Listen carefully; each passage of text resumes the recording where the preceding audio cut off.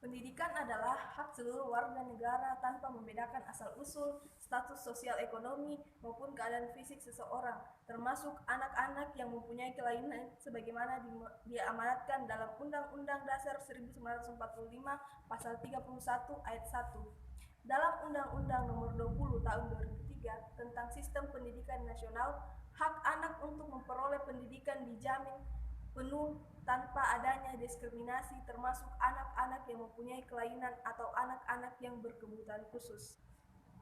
Pembelajaran untuk anak berkebutuhan khusus atau student with special needs membutuhkan suatu strategi tersendiri sesuai dengan kebutuhan masing-masing. Dalam penyusunan program pembelajaran untuk setiap bidang studi, hendaknya guru kelas sudah memiliki data pribadi setiap peserta didiknya. Data pribadi yakni berkaitan dengan karakteristik spesifik, kemampuan dan kelemahannya, kompetensi yang dimiliki, dan tingkat perkembangannya. Karakteristik spesifik student with special needs pada umumnya berkaitan dengan tingkat perkembangan fungsional.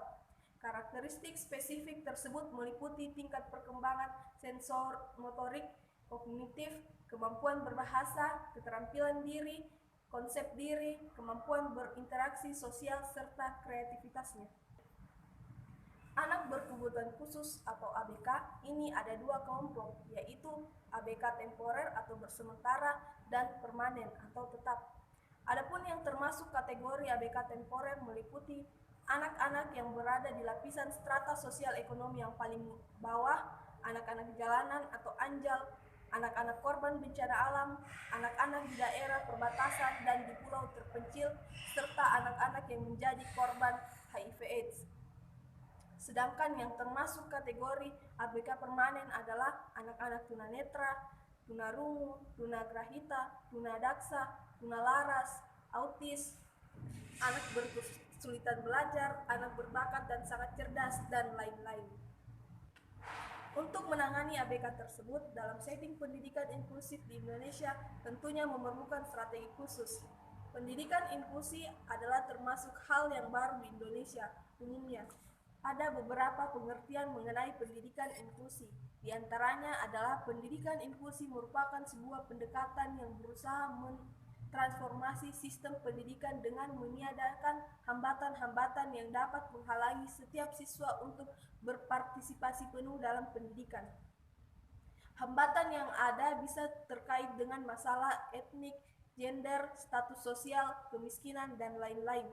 Dengan kata lain, pendidikan inklusi adalah pelayanan pendidikan anak berkebutuhan khusus yang dididik bersama-sama anak lainnya atau anak normal untuk mengoptimalkan potensi yang dimilikinya.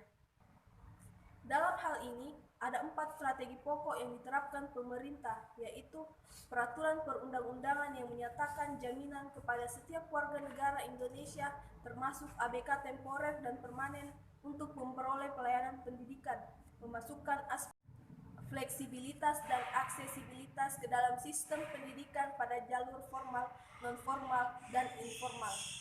Selain itu, menerapkan pendidikan berbasis teknologi informasi dan komunikasi atau TIK dan mengoptimalkan peranan guru.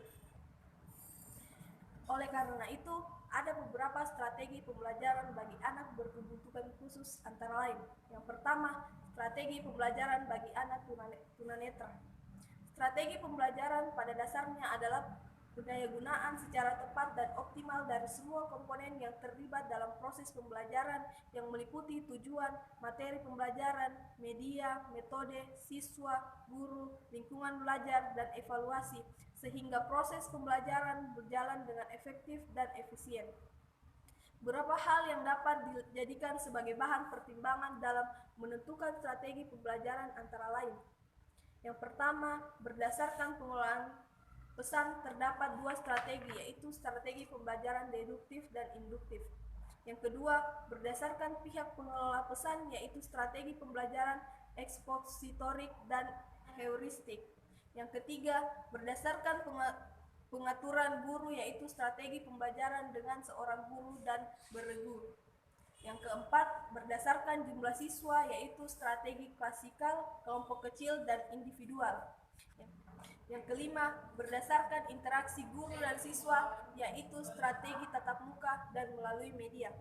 Selain strategi yang telah disebutkan di atas, ada strategi lain yang dapat diterapkan, yaitu strategi individualisasi, kooperatif, dan modifikasi perilaku.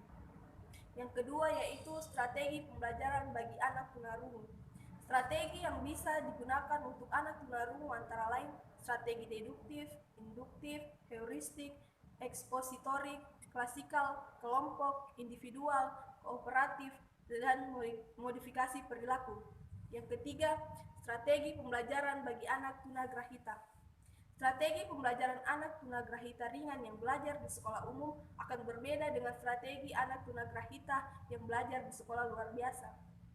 Strategi yang dapat digunakan dalam mengajar anak tunagrahita antara lain: yang pertama, strategi pembelajaran yang diindividualisasikan; yang kedua, strategi kooperatif; yang ketiga, strategi modifikasi tingkah laku; yang keempat, strategi pembelajaran bagi anak tunadaksa. Strategi yang bisa diterapkan bagi anak tunadaksa yaitu melalui pengorganisasian tempat pendidikan sebagai berikut.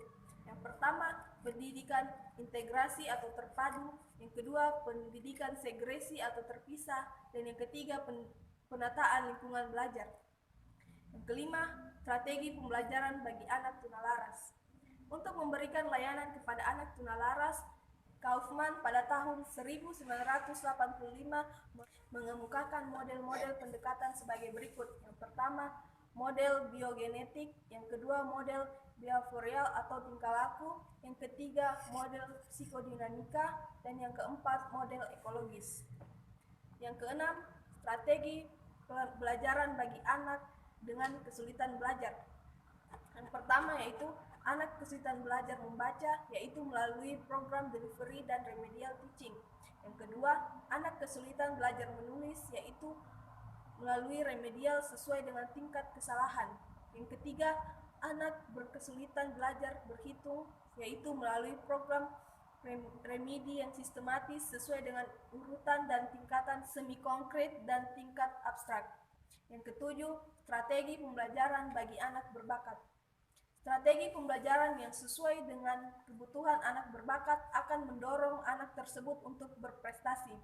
Hal-hal yang harus diperhatikan dalam menentukan strategi pembelajaran adalah: yang pertama, pembelajaran harus diwarnai dengan kecepatan dan tingkat kompleksitas.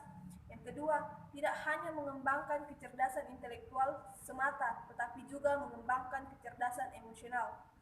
Yang ketiga, berorientasi pada modifikasi proses, konten, dan produk. Model-model layanan yang bisa diberikan pada anak berbakat yaitu model layanan perkembangan kognitif, afektif, nilai, moral, kreativitas di bidang khusus.